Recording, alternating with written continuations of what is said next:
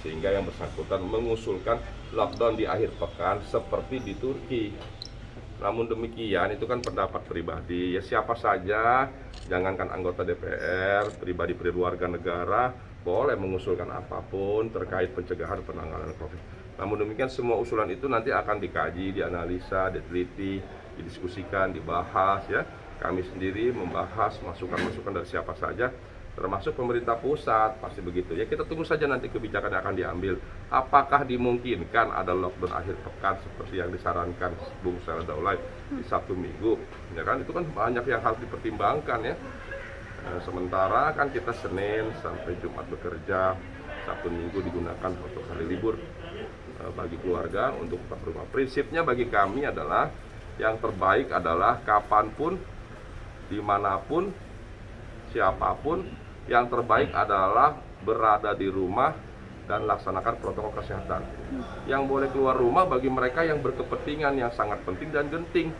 Terlebih bagi anak-anak di usia 9 tahun ke bawah dan 60 tahun ke atas, kita minta untuk tetap berada di rumah. Apapun yang terjadi, itulah yang terbaik. Jadi sekarang karena masih cukup tinggi penyebarannya, apalagi ada varian baru dan sebagainya, kami minta masyarakat tetap berada di rumah. Pak, kami kalau dari kan juga tidak mengusulkan agar tidak ada mengusulkannya agar Jakarta kembali PSBB ketat seperti awal. Nah ini ya itu pun usulan dari epidemiologi terkait PSBB ketat seperti dulu juga tentu menjadi pertimbangan. Kami selalu mempertimbangkan masukan apalagi di epidemiologi, dan saya kira pemerintah pusat juga sedang mempertimbangkan banyak hal, termasuk apakah dimungkinkan atau tidaknya PSBB diperketat ya. Sudah ada Sudah rumusan juga itu? Secara bertahap berketat, dari 50 udah 25. Itu kan ada pengetatan namanya ya. Sudah ada rumusannya apa sih Pak? Bagaimana? Rumusannya sudah ada belum sih Pak? Ya semua diteliti, dikaji ya, kan kita harus hitung ya. Yang dihitung kan banyak, R0-nya bagaimana ya, kasus aktifnya berapa, persentase kesembuhan, persentase kematian, berbagai fasilitas kita hitung. Kita memang punya kemampuan terus meningkatkan fasilitas, tapi kita tidak bisa terus kejar-kejaran dengan penyebaran COVID. Harus ada yang direm dan harus ada yang berkurang. Bukan mau tinggi-tinggian kita, harus tinggi fasilitasnya karena penyebaran COVID-nya juga terus tinggi. Bukan itu solusinya. Solusinya adalah bagaimana kita bisa mengurangi, bisa mengerem penyebaran COVID dan memutus mata rantai. Apa? Ya tadi masyarakat kita semua. Sekali lagi, sebaik apapun regulasi yang dibuat, sebanyak apapun aparat yang dihadirkan, seberat apa sanksi yang dikenakan, itu hanya berkontribusi 20% terhadap pengurangan dan penyebaran COVID. Itu menurut para pakar.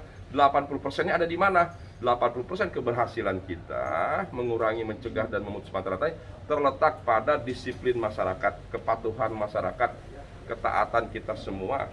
Untuk apa? Untuk melaksanakan protokol kesehatan, protokol COVID, menggunakan masker, cuci tangan, menjaga jarak, menghindari kerumunan dan lain-lain, pola hidup sehat seimbang, berolahraga, makan yang cukup, yang bergizi, herbal, tidur yang cukup, berjemur. Itulah yang harus kita lakukan semua sebagai sebuah kebutuhan hari-hari.